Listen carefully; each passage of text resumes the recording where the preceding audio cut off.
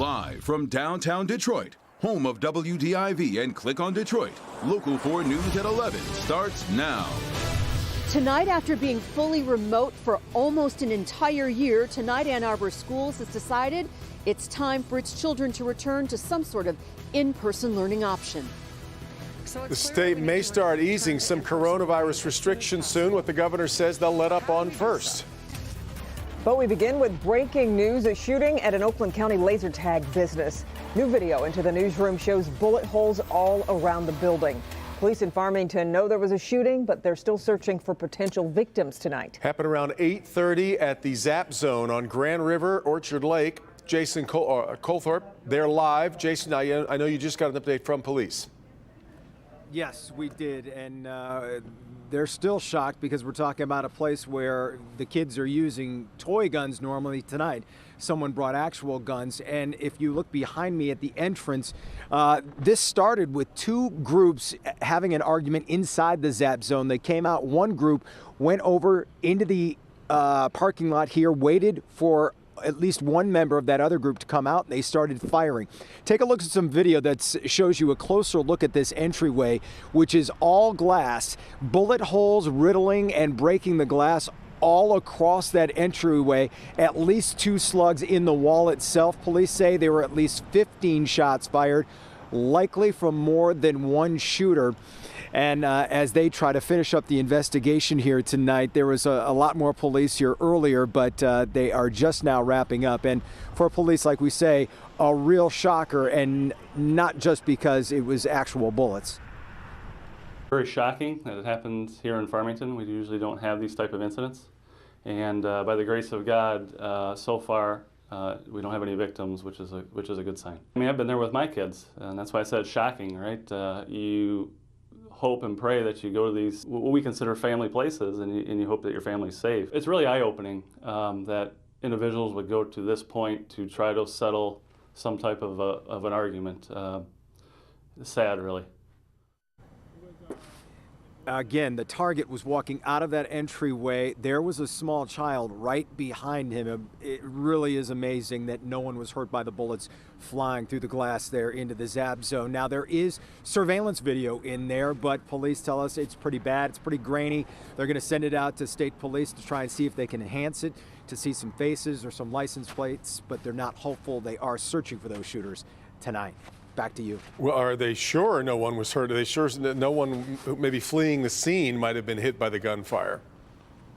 They're not sure, Devin, but they have a good feeling no one was hit. They've been calling hospitals, 5 hospitals so far in the area, to check to see if there have been any gunshot wound victims brought in. So far, no one has. Really dangerous situation, yeah. All right, Jason. Over in Garden City, police spent hours on Pardo Avenue near Vinoy investigating a shooting there. Officers had a home surrounded since about 7 p.m. Several law enforcement agencies responded. We've just learned this started a couple hours earlier with a DEA investigation in which an officer shot a suspect. That suspect was treated at the scene and then taken to the hospital. On to a decision many districts are debating right now. After nearly a year being fully remote, the Ann Arbor School Board has voted to allow an in-person learning option. Members got a lot of pushback from parents and students and have now committed to a March 25th start for hybrid learning. Mar McDonald is in Ann Arbor, where the school board got an earful tonight. Ann Arbor School Board did something interesting tonight. Instead of allowing people to come into the meeting and give, a 2-minute public comment or a minute public comment, they opted to ask everybody who wanted to say something to write their comments down, and then a section of it, about 15 seconds, was read to the board. 200 plus people wanted to speak tonight, but in order to move the process along, only snippets of their written statements were read to the board. They have waited long enough and feel betrayed after last week's board meeting. Survey the parents now. If you cared about equity, you would have done this already. And so it went for hours. Last week, the school board riled many when it asked the superintendent to come up with a plan for the district to remain fully remote until next fall. I'm writing to urge the board to have all students return to in-person learning. Parents formed a political action committee. Students held a rally to demand an in-person option. The Ann Arbor City Council got involved, sending a letter asking the board to give parents a timeline when in-person hybrid learning would start. The district tried to tamp down the anger by saying the fully remote plan was simply an option. It didn't help diffuse the situation. The divide amongst the community is unbearable and is a result of lack of transparency put forth by the district, leaving families to make their best guesses as to what will actually happen. It is time to stop moving the goalposts and start rebuilding trust. Tonight, the board voted to get the in-person hybrid plan moving starting March 25th, which looks like this. Preschool, young fives, and kindergarten will start a hybrid learning format on March 25th, along with small groups of 6th through 12th grade students. First and second graders would have a hybrid option April 5th, grades 3 through 5 on April 12th. The rest would be phased in after April 12th. Parents groups that have been critical of how the board has handled this situation and have been pushing for children to have some sort of in-person option tonight are saying they are thrilled that that option is finally coming. We're in Ann Arbor. I'm Mara McDonald, Local 4. Okay, Mara. At a briefing today, Governor Whitmer says she's happy with the decision at Ann Arbor schools and urged all school districts to offer an in-person learning option by March 1st. And she hinted that the state may loosen some coronavirus restrictions soon. We still are seeing low positivity numbers and high vaccination rates, and so it's generally headed in the right direction. And if you think about that timeline, it would probably, you would conclude justifiably that in the coming days we will be assessing and making more determinations on a number of fronts.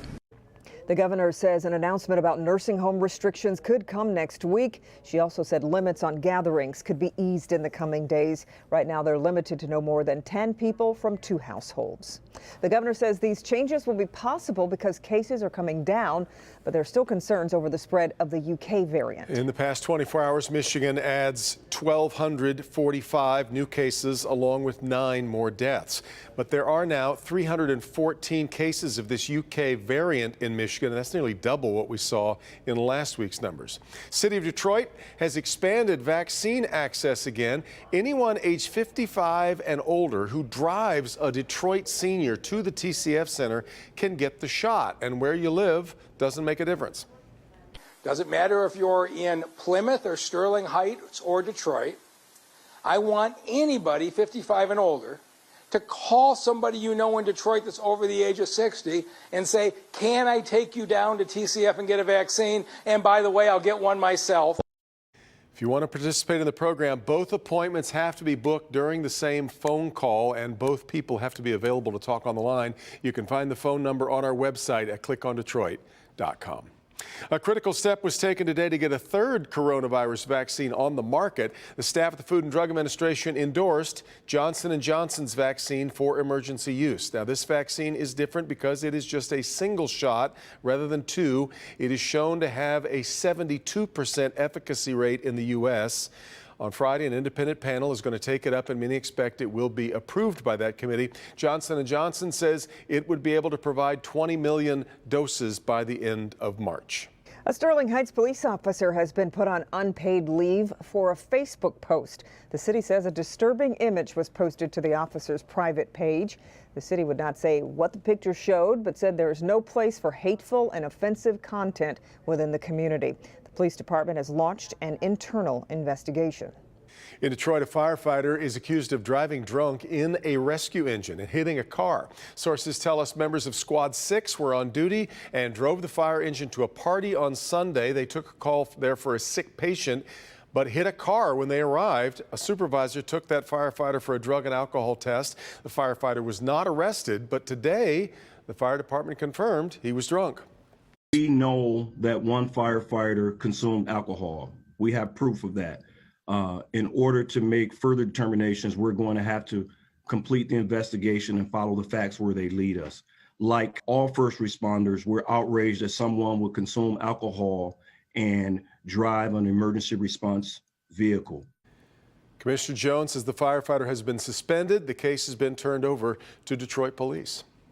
2 big freeway closures coming up this weekend. That's right. I-75 will close between I-696 and 8 Mile so crews can demolish bridges in Hazel Park.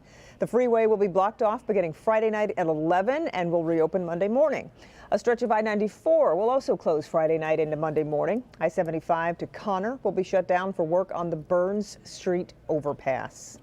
Police say he was fortunate to make it out alive. Tiger Woods alert and responsive after the crash that sent him into emergency surgery. The injuries that could end his storied career coming up. Also, what went wrong ahead of the riot at the U.S. Capitol? The acting Capitol Police Chief reveals why officers couldn't stop the mob. Hey, Ben. Devin and Kim, temperatures hit the 50-degree mark today, but we're going to throw it in reverse, find out how much longer we're going to have to deal with the cool stuff before the 40s return. We have an update to last night's story on the night cam. The fatal collision in Westland that claimed the life of a 49-year-old lady from Romulus. None of the doors would open, so we had dragged her out through the window. We'll have his story and an update on the driver who police say caused it all coming up.